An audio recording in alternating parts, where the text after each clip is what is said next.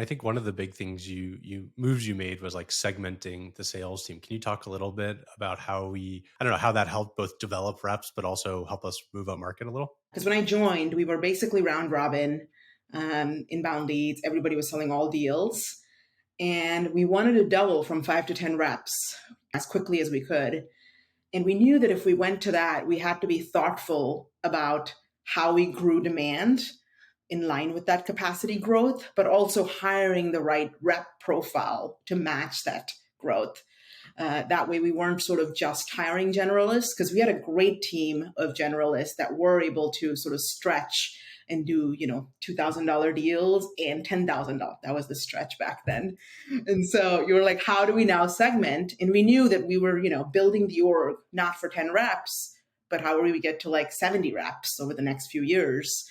And so, a lot of sort of building the stack around scalable stack across sales, marketing, ops, and then segmentation of saying, okay, we don't want to, a lot of times when people think about upmarket, they think about almost, sort of saying, we're not going to focus on the business that got us here and only go up, like pivot.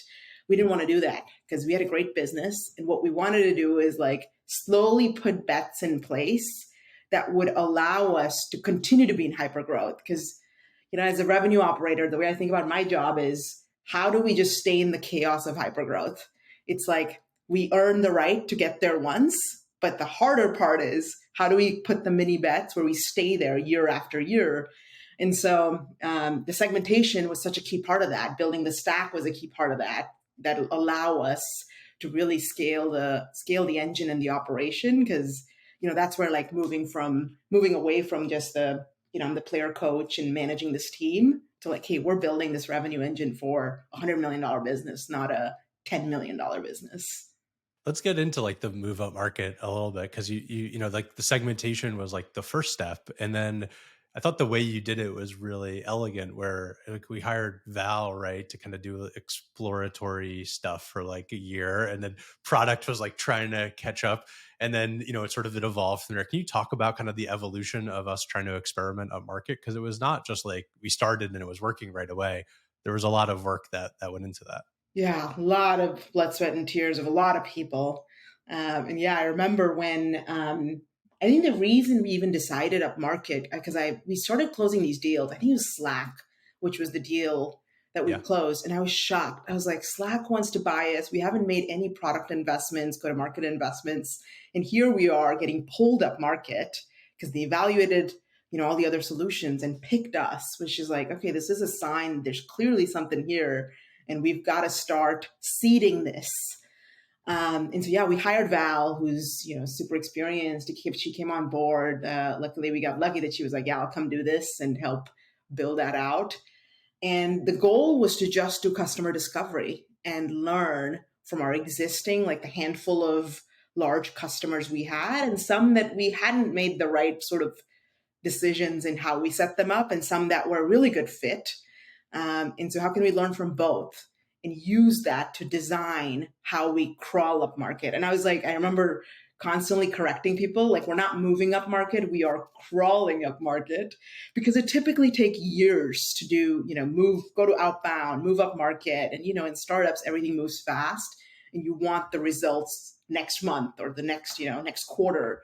And unfortunately, these moves, especially if you're not going to abandon your existing base, take so much longer. And so I remember constantly like reiterating to the company, to the board, which is like, we are crawling up market, which is going to take us a while. And like even getting the team okay with that, because it's hard being a salesperson, knowing that you're not going to get all the resources for this, experimental segment that you're out doing discovery for.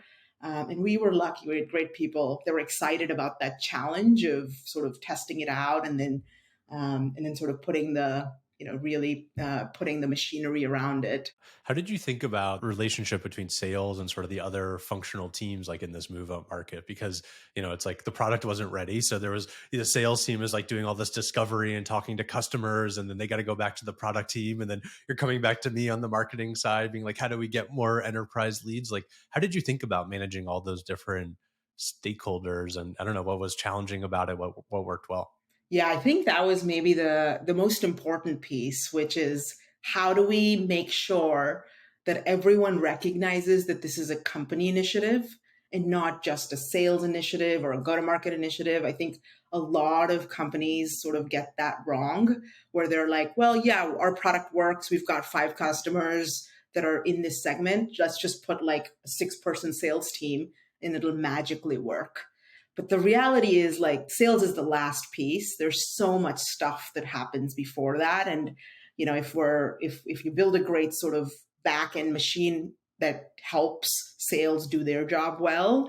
And so I recognized, and I'd made these mistakes in the past where sort of, I was just focused on my team versus thinking broadly across the company. And I really wanted to make sure that in this case, we were all clear eyed, which was one of our Lattice values around really focusing on doing it as a company. And so yeah, it was, I remember going to Eric, a co-founder who ran product, and I was like, you got to build these, key enterprise features. And he's like, no, like he's like, no, we're just not going to do it. Look at the revenue split. Why would I spend any time on this segment when we've got all these customers asking? And it was a fair pushback given the sort of resource constraint and the bandwidth constraint. And I had different versions of that with everyone across the different department heads. But I think ultimately folks got that long term, if we want to become $100 million+ business, we can't just do it by focusing on what, sort of, and Jack was obviously super supportive of it, which helped. But yeah, not a lot of sort of negotiating and seeing sort of, yeah, fine, we'll give up on that, but give us a couple resources to help us move crawl up market.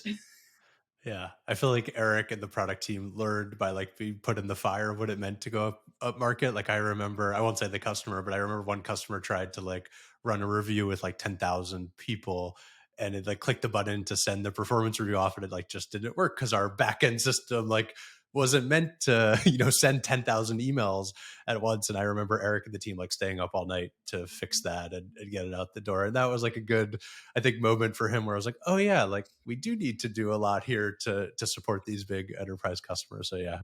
It's so true. I remember we would just bring, and we learned that we just got to bring Eric on more prospect calls because it's like, hey, here's this large deal where everything matches except for this one little thing, which is considered table stakes.